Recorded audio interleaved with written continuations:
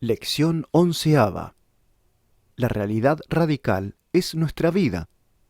Las categorías de la vida teorética, la circunstancia, fatalidad y libertad, el modelo íntimo, preocupación y despreocupación. ¿Cuántas veces he dicho que nos veíamos forzados a transponer los límites de la antigüedad y de la modernidad? He procurado añadir que sólo las superábamos en la medida en que las conservábamos. El espíritu, por su esencia misma, es a la par lo más cruel y lo más tierno o generoso. El espíritu para vivir necesita asesinar su propio pasado, negarlo, pero no puede hacer esto sin al mismo tiempo resucitar lo que mata, mantenerlo vivo en su interior. Si lo mata de una vez para siempre, no podría seguir negándolo y porque negándolo, superándolo. Si nuestro pensamiento no repensase el de Descartes y Descartes no repensase el de Aristóteles, nuestro pensamiento sería primitivo. Tendríamos que volver a empezar y no sería un heredero. Superar es heredar y añadir. Cuando digo que necesitamos conceptos nuevos, me refiero a los que tenemos que añadir. Los viejos perduran, pero con un carácter subalterno. Si nosotros descubrimos un nuevo modo de ser más fundamental, es evidente que necesitamos un concepto del ser, desconocido antes, pero a la vez nuestro concepto novísimo tiene la obligación de explicar los antiguos, de mostrar la porción de verdad que les corresponde.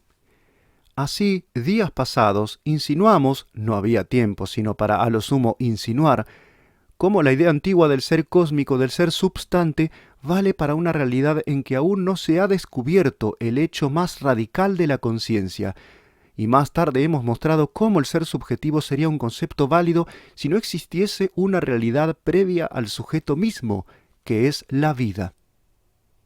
Pues bien, antigüedad y modernidad coinciden en intentar, bajo el nombre de filosofía, el conocimiento del universo o cuanto hay. Pero al dar el primer paso, al buscar la primera verdad sobre el universo, comienzan ya a discrepar, porque el antiguo parte desde luego en busca de una realidad primera, entendiendo por primera la más importante en la estructura del universo. Si es teísta, dirá que la realidad más importante que explica las demás es Dios. Si es materialista, dirá que la materia. Si es panteísta, dirá que una entidad indiferente a la vez materia y Dios, natura sive Deus. Pero el moderno detendrá toda esta pesquisa y disputa diciendo: es posible que en efecto sea esta o la otra realidad la más importante en el universo, pero después de que lo hubiésemos demostrado, no habríamos adelantado un paso. Porque ustedes han olvidado preguntarse si esa realidad que explica a las demás la hay con toda evidencia. Más aún, si esas otras realidades explicadas por ella, menos importantes que ella, existen indubitablemente. El problema primero de la filosofía no es averiguar qué realidad es la más importante, sino qué realidad del universo es la más indudable, la más segura, aunque sea por caso la menos importante, la más humilde e insignificante. En suma, que el problema primero filosófico consiste en determinar ¿qué nos es dado del universo? El problema de los datos radicales. La antigüedad no se plantea nunca formalmente este problema. Por eso, cualesquiera que sean sus aciertos en las demás cuestiones, su nivel es inferior al de la modernidad. Nosotros nos instalamos, desde luego, en este nivel, y lo único que hacemos es disputar con los modernos sobre cuál es la realidad radical e indubitable. Hallamos que no es la conciencia, el sujeto, sino la vida, que incluye además del sujeto, el mundo. De esta manera escapamos al idealismo y conquistamos un nuevo nivel. Pero noten que todo esto lo hacemos sin salir del problema primero de la filosofía, que nos movemos exclusivamente en el plano de lo que nos es dado entre cuanto hay.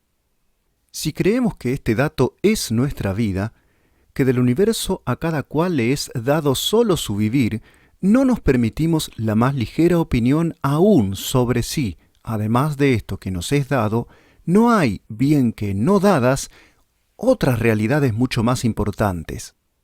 El problema de lo dado o indubitable no es la filosofía, sino solo su dintel, su capítulo preliminar. Me interesa recordar esto ya dicho en las primeras lecciones. Pero yo no sé si todos advierten la consecuencia que esto trae, una consecuencia elemental, tan elemental que en rigor yo no debía enunciarla, pero me temo sea conveniente hacer constar. Es esta. Si hemos reconocido que la única realidad indubitable es la que sea y la que hemos definido, todo lo demás que digamos no podrá nunca contradecir los atributos que constituían con toda evidencia aquella realidad radical. Porque todas las demás cosas de que hablamos, distintas de esa primordial, son dudosas y secundarias y no poseen más firmeza que la que reciben de apoyarse en la realidad indubitable. Así, por ejemplo, supongan ustedes que alguien parte del principio moderno y dice: lo único indubitable es la existencia del pensamiento. Con ello se coloca en el nivel que llamamos modernidad. Pero luego añade, claro que además hay materia, la materia de la física, compuesta de átomos, en que rigen ciertas leyes. Ese hay además es completamente absurdo, si se entiende por él que lo que diga la física tiene el mismo rango de vigencia que el principio del subjetivismo. Este dice: lo real indubitable es inmaterial y para él no rigen las leyes de la física, ciencia que se ocupa de cuasi realidades secundarias, como toda ciencia particular. Lo cual no es negar la verdad de las leyes físicas, sino acotar su vigencia al orden secundario de fenómenos a que se refieren, orden de fenómenos que no pretende ser radical. El físico idealista, es decir, moderno, como el filósofo idealista, tendrán que explicar cómo, no habiendo más realidad indubitable que la inmaterial, el pensamiento, puede hablarse con buen sentido y con verdad de cosas materiales, de leyes físicas, etc., pero lo que no pueden hacer, sin perder ipso facto su nivel, es dejar que la física ejerza efectos retroactivos sobre la definición de la realidad indubitable. Lo que digamos de esta es intangible, indestructible por todo lo que partiendo de ella, añadamos después. Esta es la cosa elemental que venteo no ser inoportuno subrayar. El nuevo hecho o realidad radical es nuestra vida, la de cada cual. Intente cualquiera hablar de otra realidad como más indubitable y primaria que esta, y verá que es imposible. Ni siquiera el pensar es anterior al vivir, porque el pensar se encuentra a sí mismo como trozo de mi vida, como un acto particular de ella. Este mismo buscar una realidad indubitable es algo que hago porque y en tanto que vivo, es decir, es algo que ejecuto no aislado y por sí, sino que busco eso porque vivo ahora ocupándome en hacer filosofía y como primer acto del filosofar, y el filosofar es a su vez forma particular del vivir, que supone este vivir mismo, puesto que si hago filosofía es por algo previo, porque quiero saber qué es el universo, y esta curiosidad a su vez existe gracias a la que siento como un afán de mi vida que está inquieta acerca de sí misma, que se encuentra tal vez perdida en sí misma. En suma, cualquier realidad que queramos poner como primaria, hallamos que supone nuestra vida y que el ponerla es ya un acto vital, es vivir. Será todo lo sorprendente que se quiera esta casualidad de que la única realidad indubitable sea precisamente el vivir y no el mero cogito idealista que tanto sorprendió en su tiempo y no la forma de Aristóteles o la idea de Platón que a su hora parecieron intolerables paradojas. Mas, ¿qué le vamos a hacer? Así es. Pero si es así, no hay más remedio que fijar los atributos de esa nueva realidad radical y además no hay más remedio que aceptarlos, aunque den en rostro a todas nuestras teorías preexistentes, a todas las demás ciencias que seguimos, no obstante, reconociendo como en su punto verídicas. Ya luego, en un sistema de la filosofía, tendríamos que mostrar cómo, partiendo de la realidad de nuestra vida, hay además, pero sin contradecir un punto a nuestro concepto del vivir, cuerpos orgánicos y leyes físicas y moral e incluso teología. Pues no está dicho inclusive que además de esta indudable vida nuestra que nos es dada, ¿no exista acaso la otra vida? Lo cierto es que esa otra vida es en ciencia problemática, como lo es la realidad orgánica y la realidad física, y que en cambio esta nuestra vida, la de cada cual, no es problemática, sino indubitable. El día último comenzamos la definición de la vida en la forma rápida a que la prisa nos obliga. Es posible que se sintiesen desorientados porque lo que íbamos diciendo era perogrullesco. Pero esto quiere decir que era evidente, y a las evidencias nos atenemos. La vida no es un misterio, sino todo lo contrario, es lo patente, lo más patente que existe, y de puro serlo, de puro ser transparente, nos cuesta trabajo reparar en ella. La mirada se nos va más allá, hacia sabidurías problemáticas, y nos es un esfuerzo detenerla sobre estas inmediatas evidencias. Así, es evidente que vivir es encontrarse en el mundo. Si me encontrase por lo pronto solo conmigo, yo existiría, pero ese existir no sería un vivir. Sería el existir meramente subjetivo del idealismo. Pero, ahí está, es falso que yo pueda encontrarme solo a mí mismo, porque al descubrir mi yo, el mí mismo, hallo que éste consiste en alguien que se ocupa con lo que no es él, con otros algos, los cuales además se presentan reunidos y como articulados entre sí y frente a mí en la forma de contorno, de unidad envolvente, de mundo donde yo estoy, y estoy no yaciendo e inerte, sino atosigado por ese mundo o exaltado por él. Mundo es, pues, lo que hallo frente a mí y en mi derredor cuando me hallo a mí mismo, lo que para mí existe y sobre mí actúa patentemente. Mundo no es la naturaleza, el cosmos de los antiguos, que era una realidad subsistente y por sí, de que el sujeto conoce este o el otro pedazo, pero que se reserva su misterio. El mundo vital no tiene misterio alguno para mí, porque consiste exclusivamente en lo que advierto, tal y como lo advierto. En mi vida no interviene sino aquello que en ella se hace presente. El mundo, en suma, es lo vivido como tal. Supongamos que mi mundo se compusiese de puros misterios, de cosas enmascaradas, enigmáticas, como el mundo de ciertas películas americanas. Pues bien, eso que eran misterios, que eran enigmas, me sería presente, evidente, transparente, y actuaría sobre mí como tal misterio y tal enigma, y debería decir, el mundo que vivo es un indubitable y evidente misterio, me es patente su ser, que consiste en misteriosidad. Y sería exactamente la misma situación que si dijese el mundo es azul o amarillo. El atributo primero de esa realidad radical que llamamos nuestra vida es el existir para sí misma, el enterarse de sí, el ser transparente ante sí. Solo por eso es indubitable ella y cuanto forma parte de ella, y solo porque es la única indubitable, es la realidad radical. El encontrarse, enterarse o ser transparente es la primera categoría que constituye el vivir. Algunos de ustedes no saben qué es categoría, no les dé vergüenza. Categoría es una cosa elemental en la ciencia filosófica, no les dé vergüenza ignorar una cosa elemental. Todos ignoramos cosas elementales que está harto de saber nuestro vecino.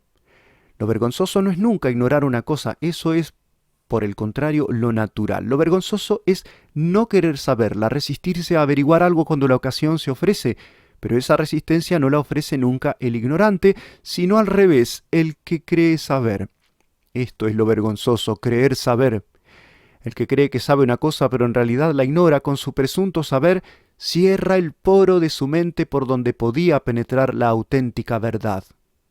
La torpe idea que tiene, soberbia o terca, actúa como en las termiteras, nidos de insectos algo semejantes a las hormigas, el guardián, que tiene una cabeza enorme, charolada, durísima, y se dedica al menester de ponerla en el orificio de entrada, obturando con su propia testuz el agujero para que nadie entre.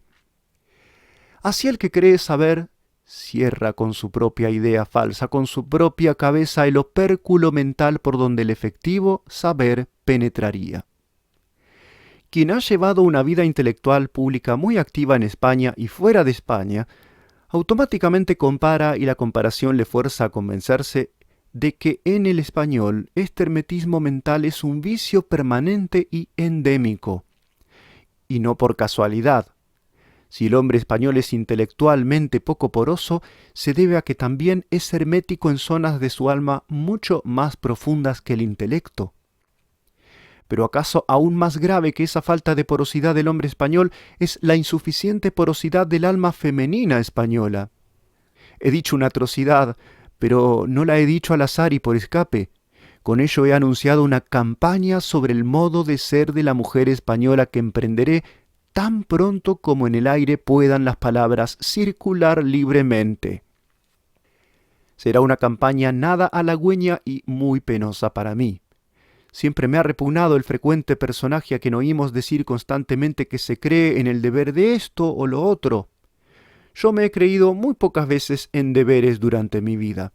La he vivido y la vivo casi entera empujado por ilusiones, no por deberes. Es más, la ética que acaso el año que viene exponga en un curso ante ustedes se diferencia de todas las tradicionales en que no considera al deber como la idea primaria en la moral, sino a la ilusión. El deber es cosa importante, pero secundaria. Es el sustituto, el Ersatz de la ilusión.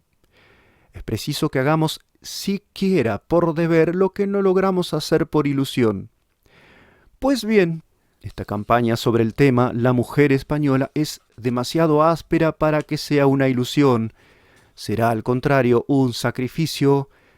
Y por caso insólito me creo en el deber de hacerla tras largos, largos años de meditarla. Creo que de todas las cosas que en nuestra vida española necesitan radical reforma, tal vez ninguna se halla tan radicalmente menesterosa de ella como el alma femenina. Y para quien cree como yo que la mujer interviene en la historia fabulosamente más de lo que se cree y se sospecha, y por vías constantes, irresistibles y sutilísimas, es cosa palmaria que no pocos defectos capitales, persistentes de la existencia hispánica, cuyo origen se buscan las causas más abstrusas, provienen sencillamente de la insuficiente feminidad española. La faena tan enojosa, tan peligrosa de decir esto, me siento obligado a tomarla sobre mí, aun previendo las consecuencias harto incómodas que para mí traerá. Como ven, también en este punto discrepo absolutamente de los discos oficiales. Soy poco galante. Pero hay que acabar con la galantería, hay que superarla como la modernidad y el idealismo que fueron su clima. Hay que avanzar hacia formas de entusiasmo por la mujer mucho más enérgicas, difíciles y ardientes. Nada va pareciendo hoy más extemporáneo que el gesto rendido y curvo con que el caballero bravucón de 1890 se acercaba a la mujer para decirle una frase galante, retorcida como una viruta. Las muchachas van perdiendo ya el hábito de ser galanteadas, y ese gesto en que hace 30 años resumaban todas las resinas de la virilidad les sabría hoy a afeminamiento. Pero volvamos a nuestro asunto, que eran las categorías. Se trataba de que algunos de ustedes no tienen ni tenían por qué tener una idea clara de lo que son las categorías. Eso no importa, porque la idea de categoría es lo más sencillo del mundo. Un caballo y una estrella se diferencian en muchos de sus elementos, en la mayor parte de sus ingredientes. Pero por mucho que se diferencien, algo tendrán de común cuando decimos de uno y otro que son dos cosas corpóreas. En efecto, el caballo y la estrella son ambos algo real, y además cada uno ocupa un espacio y existe en un tiempo y sufre o padece cambios como el moverse, y a su vez produce cambios en otras cosas al chocar con ellas, y tiene cada uno su color, forma, densidad propias, es decir, cualidades.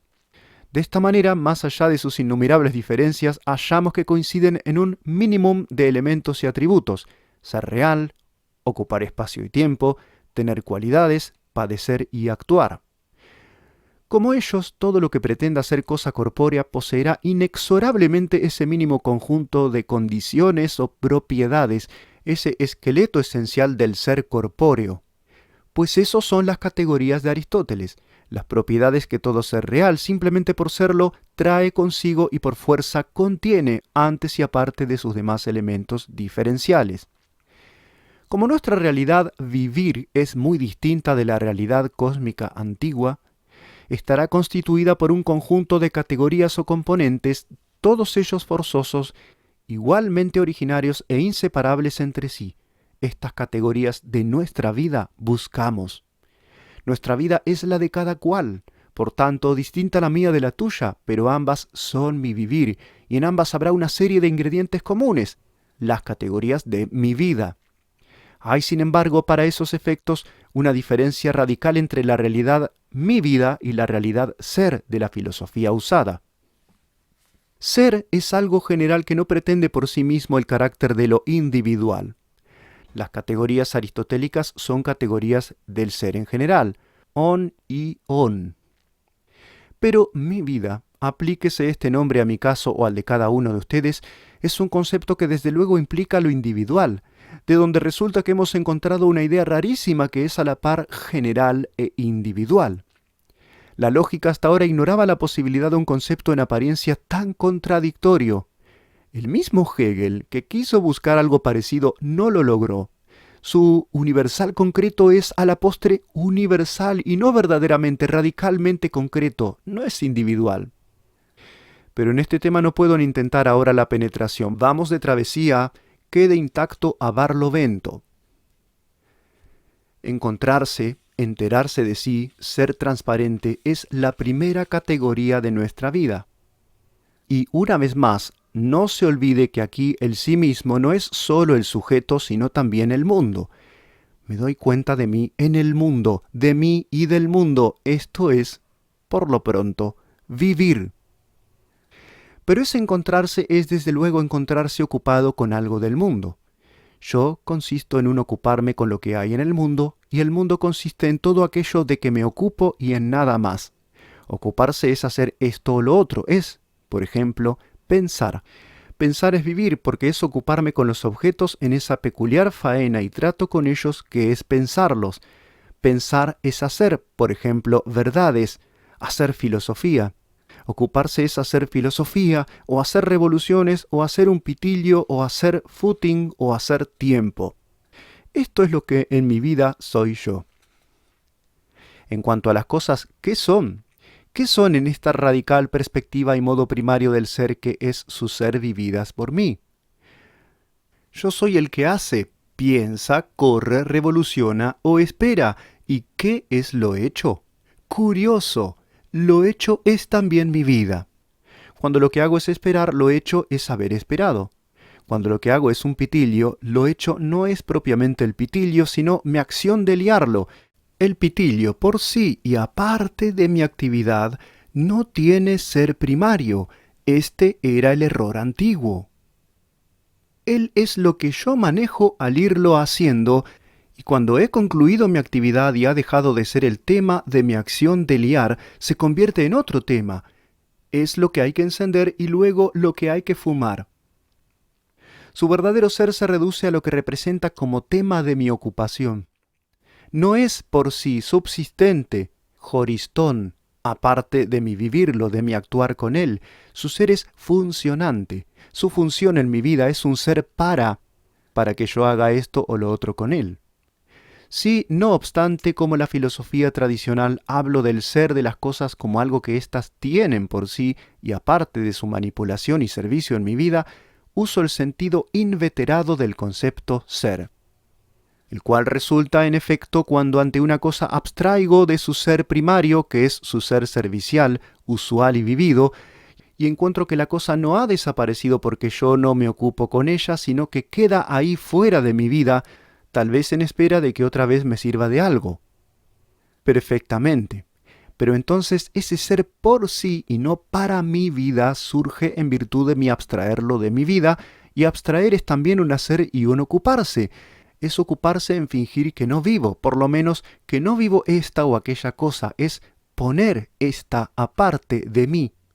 Por tanto, ese ser por sí de las cosas, su ser cósmico y subsistente, es también un ser para mí, es lo que son cuando dejo de vivirlas, cuando finjo no vivirlas. Esta actitud fingida, lo cual no quiere decir insincera ni falsa, sino solo virtual, en que supongo no existir yo y por tanto no ver las cosas como son para mí, y me pregunto cómo serán entonces, esta actitud de virtual desvivirse o no vivir es la actitud teorética. ¿Ven cómo sigue teniendo razón Fichte? Y teorizar, filosofar es propiamente no vivir, precisamente porque es una forma del vivir, la forma teorética, la vida contemplativa. La teoría y su modo extremo, la filosofía, es el ensayo que la vida hace de trascender de sí misma, de desocuparse, de desvivirse, de desinteresarse de las cosas. Pero el desinteresarse no es pasivo, es una forma del interesarse, a saber, interesarse por una cosa cortando los hilos de interés intravital que la ligaban a mí, salvándola de su inmersión en mi vida, dejándola sola, ella, en la pura referencia a sí misma, buscando en ella su ella misma.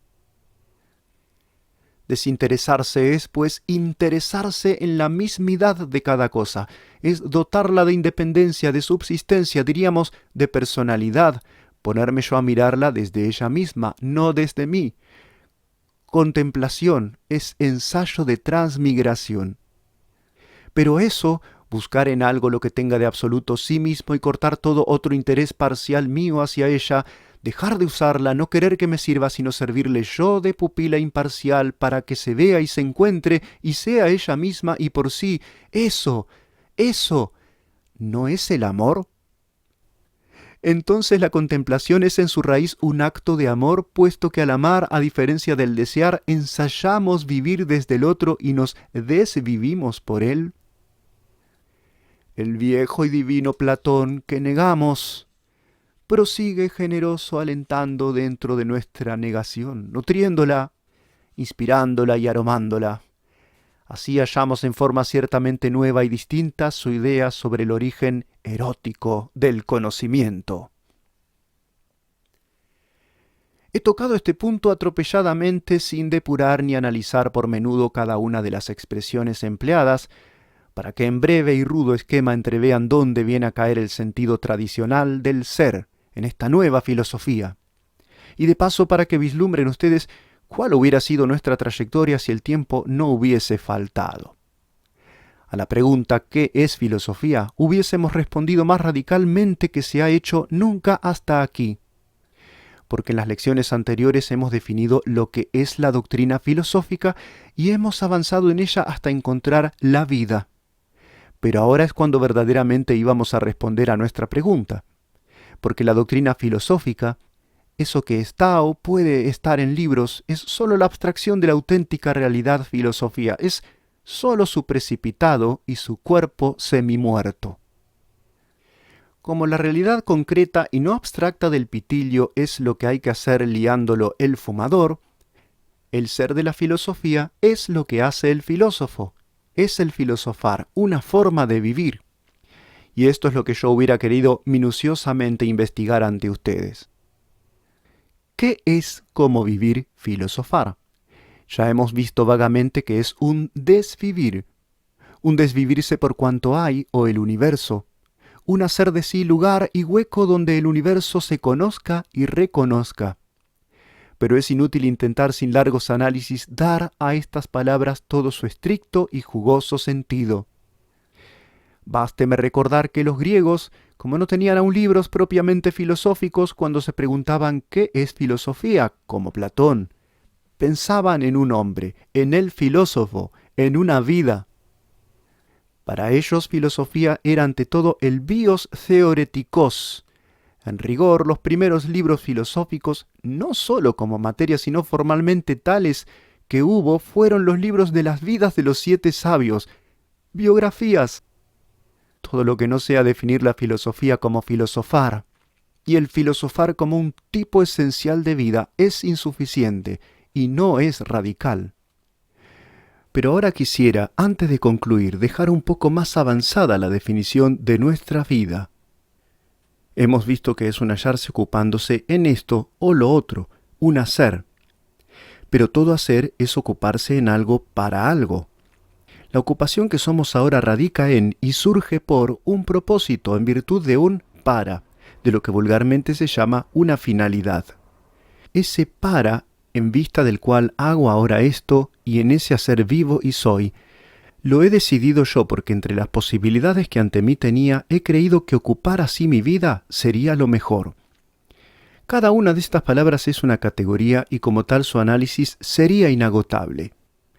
Resulta, según ellas, que mi vida actual, la que hago o lo que hago de hecho, la he decidido, es decir, que mi vida antes que simple hacer es decidir un hacer, es decidir mi vida. Nuestra vida se decide a sí misma, se anticipa. No nos es dada hecha, como la trayectoria de la bala a que aludí el día anterior, pero consiste en decidirse porque vivir es hallarse en un mundo no hermético, sino que ofrece siempre posibilidades. El mundo vital se compone en cada instante para mí de un poder hacer esto o lo otro, no de un tener que hacer por fuerza esto y solo esto. Por otra parte, esas posibilidades no son ilimitadas.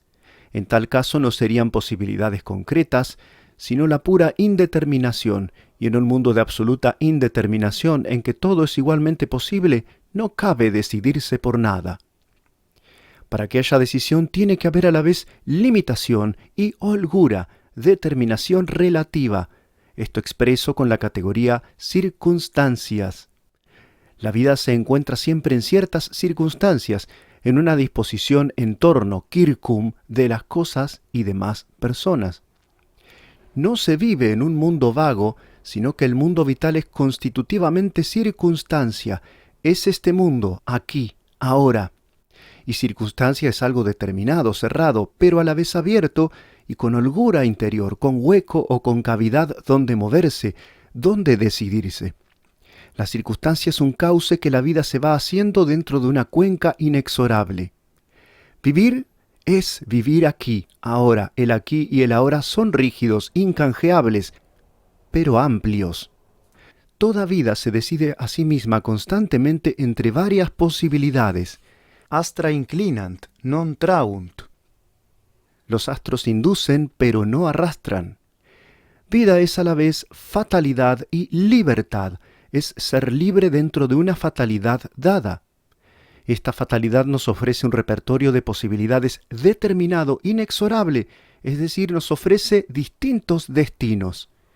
Nosotros aceptamos la fatalidad y en ella nos decidimos por un destino.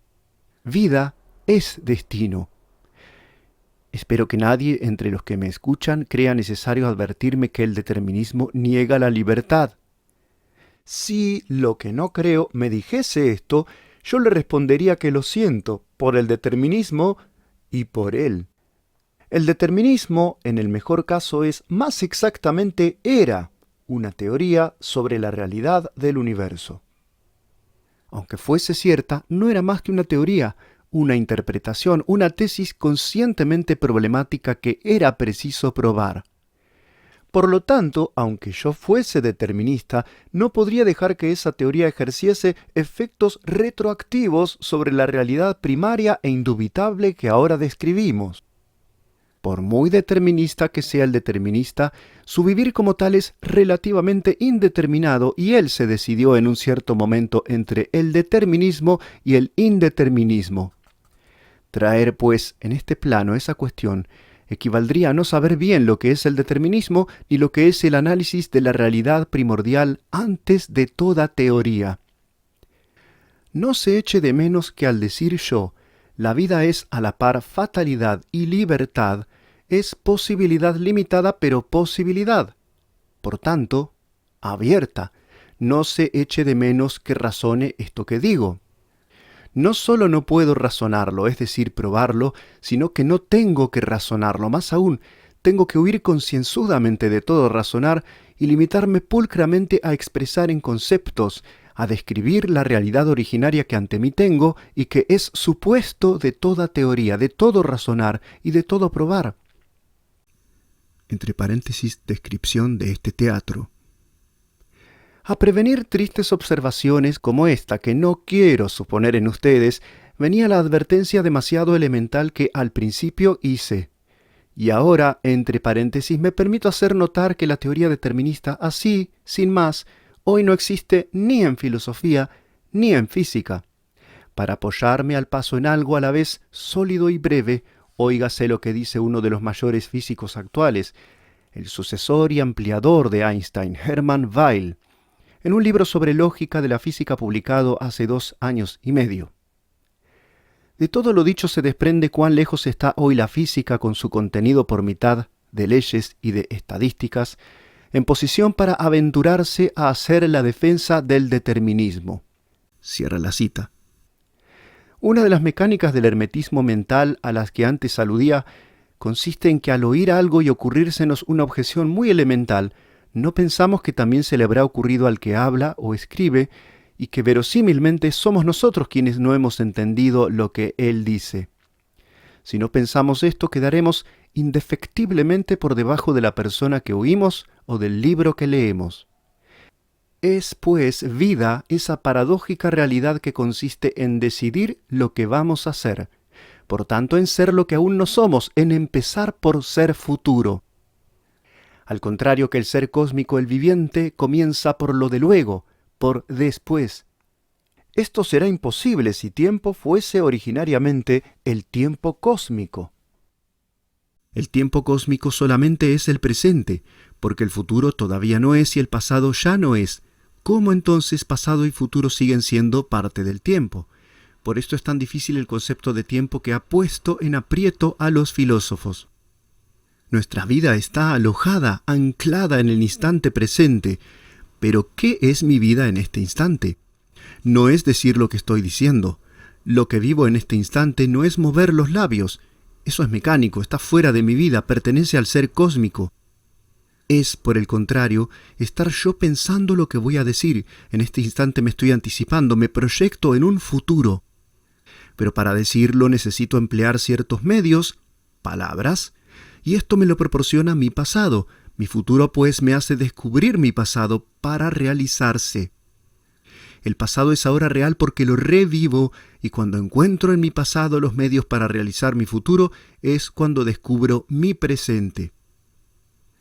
Y todo esto acontece en un instante. En cada instante la vida se dilata en las 3 dimensiones del tiempo real interior. El futuro me rebota hacia el pasado, este hacia el presente. De aquí voy otra vez al futuro, que me arroja al pasado y este a otro presente en un eterno girar. Estamos anclados en el presente cósmico, que es como el suelo que pisan nuestros pies, mientras el cuerpo y la cabeza se tienden hacia el porvenir. Tenía razón el cardenal Cusano cuando allá en la madrugada del Renacimiento decía «Ita nunc sive praesens complicat tempus». El ahora o presente incluye todo el tiempo, el ya, el antes y el después. Vivimos en el presente, en el punto actual, pero no existe primariamente para nosotros, sino que desde él, como desde un suelo, vivimos así el inmediato futuro. Reparen que de todos los puntos de la Tierra el único que no podemos percibir directamente es aquel que en cada caso tenemos bajo nuestros pies. Antes que veamos lo que nos rodea, somos ya un haz original de apetitos, de afanes y de ilusiones. Venimos al mundo desde luego dotados de un sistema de preferencias y desdenes más o menos coincidentes con el prójimo, que cada cual lleva dentro de sí armado y pronto a disparar en pro o en contra de cada cosa, como una batería de simpatías y repulsiones. El corazón, máquina incansable de preferir y desdeñar, es el soporte de nuestra personalidad. No se diga, pues, que es lo primero la impresión. Nada importa más para renovar la idea de lo que es el hombre como rectificar la perspectiva tradicional, según la cual si deseamos una cosa es porque antes la hemos visto.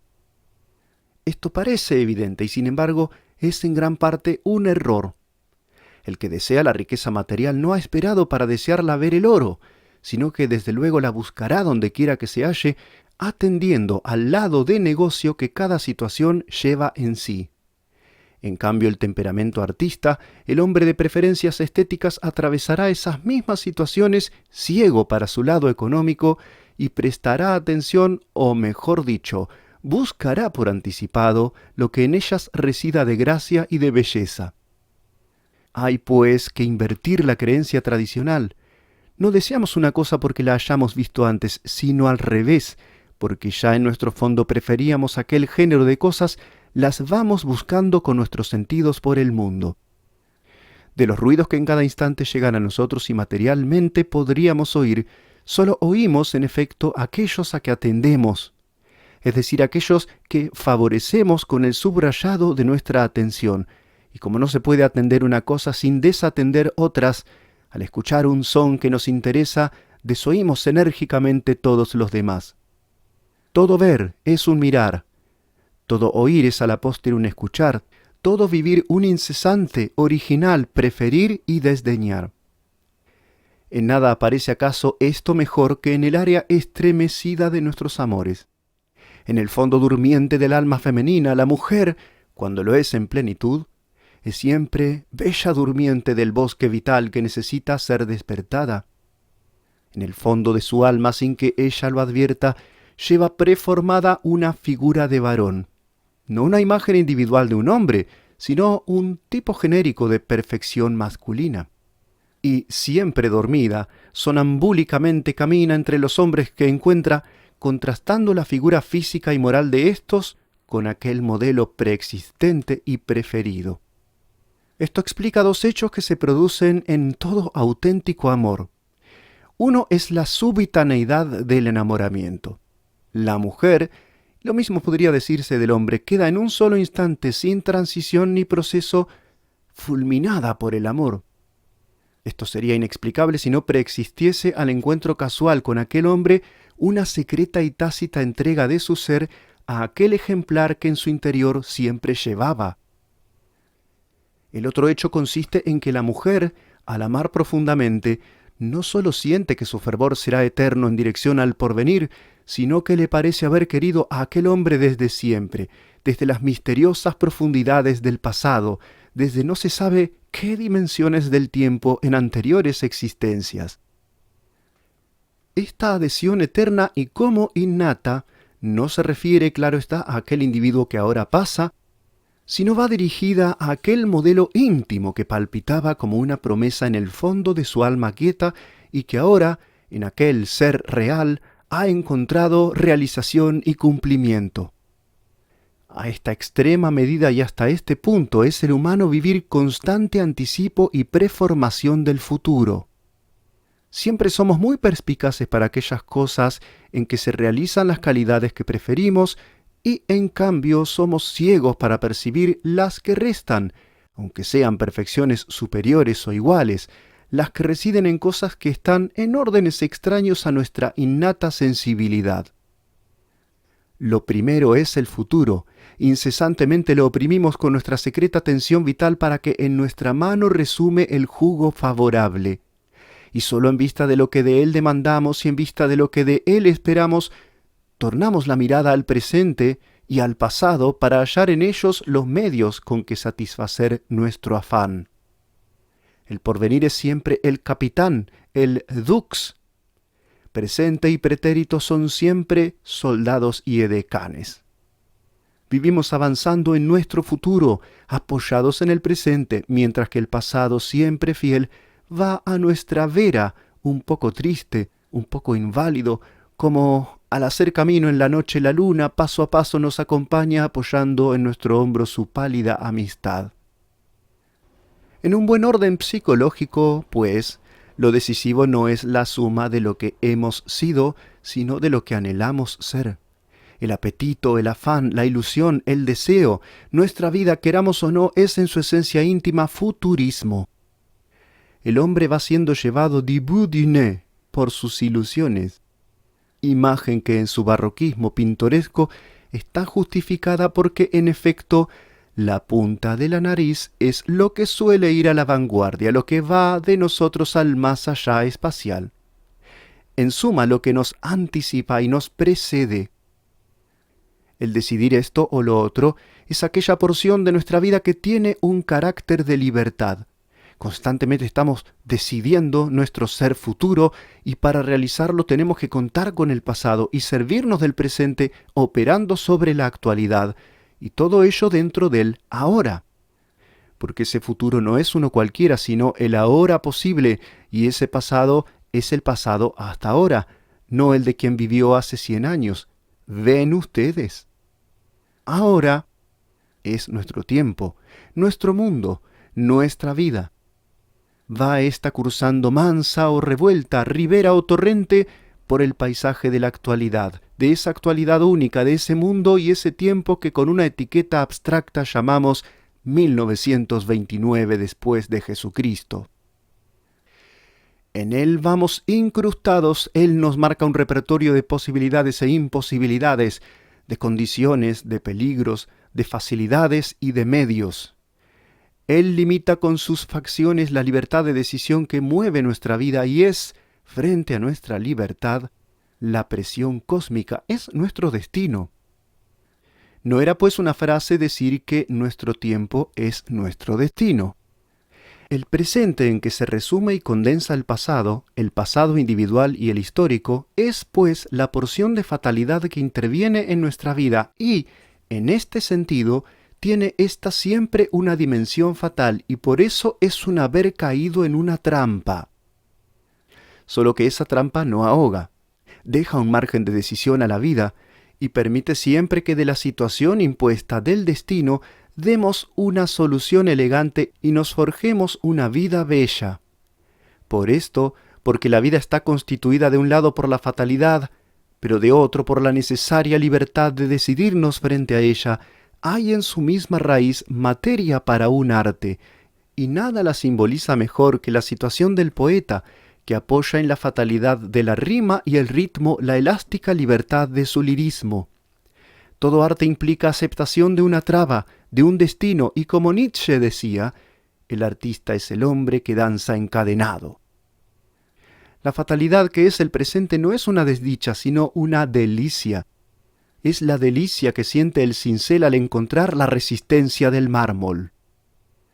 Imaginen ustedes por un momento que cada uno de nosotros cuidase tan solo un poco más de cada una de las horas de sus días, que le exigiese un poco más de donosura e intensidad, y multiplicando todos estos mínimos perfeccionamientos y densificaciones de unas vidas por las otras, calculen ustedes el enriquecimiento gigante, el fabuloso ennoblecimiento que la convivencia humana alcanzaría. Eso sería vivir en plena forma. En vez de pasar las horas como naves sin estabilidad y a la deriva, pasarían ante nosotros cada una con su nueva inminencia. No se diga tampoco que la fatalidad no nos deja mejorar nuestra vida, porque la belleza de la vida está precisamente no en que el destino nos sea favorable o adverso, ya que siempre es destino, sino en la gentileza con que le salgamos al paso y labremos de su materia fatal una figura noble. Pero conviene recoger en una fórmula clara todo el análisis que hemos hecho de lo que es en su esencia radical nuestra vida. Estas percepciones de hecho fundamentales se escapan fácilmente de la comprensión como pájaros ariscos y es útil encerrarlas en una jaula, en un nombre expresivo que entre sus alambres nos deje ver siempre la idea saltando prisionera. Hemos visto que el vivir consiste en estar decidiendo lo que vamos a hacer. Muy finamente Heidegger dice, entonces la vida es cuidado, cuidar, sorge, lo que los latinos llaman cura, de donde viene procurar, curar, curiosidad, etc. En antiguo español la palabra curar tenía exactamente el sentido que nos conviene en giros tales como cura de almas, curador, procurador. Pero prefiero expresar una idea parecida, aunque no idéntica, con un vocablo que me parece más justo y digo, vida es preocupación. Y lo es no solo en los momentos difíciles, sino que lo es siempre y en esencia no es más que eso, preocuparse. En cada instante tenemos que decidir lo que vamos a hacer en el siguiente. Lo que va a ocupar nuestra vida es pues ocuparse por anticipado, es preocuparse. Pero tal vez alguien remiso a la entrega de temple vigilante me opone ahora en su interior estas palabras. Señor mío, eso es un juego de palabras.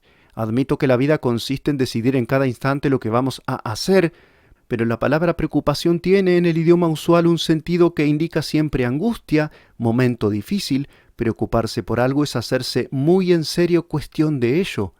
Ahora bien, cuando nosotros hemos decidido venir aquí, pasar este rato de este modo, No tenga usted la pretensión de que nos hemos hecho gran cuestión.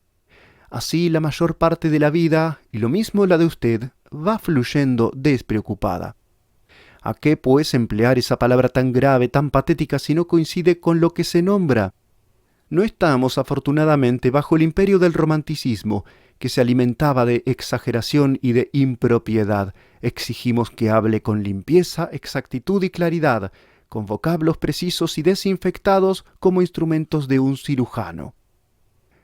Con uno u otro giro, no sé por qué presumo en algunos de ustedes esta objeción. Es en efecto una objeción certera y para un intelectual de vocación, no pretendo ser otra cosa y lo soy con frenesí. Las objeciones certeras son la cosa más agradable del mundo, pues como intelectual no he venido a esta tierra más que a hacer y recibir objeciones.